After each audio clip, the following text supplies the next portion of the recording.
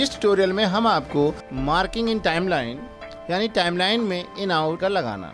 Marking timeline में सामान्य तौर पर तो इन पॉइंट की कोई आवश्यकता नहीं होती है, केवल व्यूअर विंडो में इन पॉइंट और आउट पॉइंट को लगा करके टाइमलाइन पर क्लिप को लाया जा सकता है। यदि हमने व्यूअर में इन पॉइंट और आउट पॉइंट का प्रयोग किया है और F9 F10 का प्रयोग करके उसे टाइमलाइन पर लाया जा सकता है, जैसे कि हम लेकर के आए। इसकी खास बात यह होती है कि जिस लोकेशन पर आपका प्लेहेड होता है, यानी ये जो प्लेहेड है जिस लोकेशन पे होगा, इन पॉइंट और आउट पॉइंट लगी क्लिप का जो इन पॉइंट है वो इस प्लेहेड से मैच करते हुए क्लिप को टाइमलाइन पर लेके आ जाएगा। यानी आप देखिए F9 का प्रयोग करेंगे, अब आप देखिए यहाँ पे ये आपके प्लेहेड के अनुसार आ गया है। जिस लोकेशन पे हमें क्लिप चाहिए प्लेहेड वहाँ पर लेके जाइए और वहाँ पर इंसर्ट या ओवरराइट में से किसी एक का प्रयोग कर सकते हैं।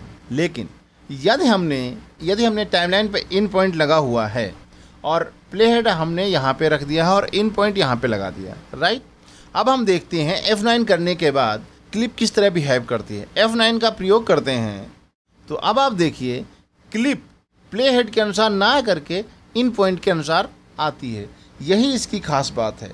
यानी यदि आपने टाइमलाइन पे इन पॉइंट लगा रखा है तो जब हम क्लिप को टाइमलाइन पर लेकर के आएंगे, चाहे जिस ऑप्शन का प्रयोग करें F9 या F10 का, तो वो प्लेहेड की पोजीशन को छोड़ करके इन पॉइंट की पोजीशन को ही उपयोग करेगा और इन पॉइंट की पोजीशन के हिसाब से क्लिप आपकी टाइमलाइन पर आएगी। इसके अतिरिक्त लाने के लिए हम टाइमलाइन को माउस द्वारा ड्रैग करके भी टाइमलाइन पर ला सकते हैं। इसको हम कहीं पर भी रख सकते हैं।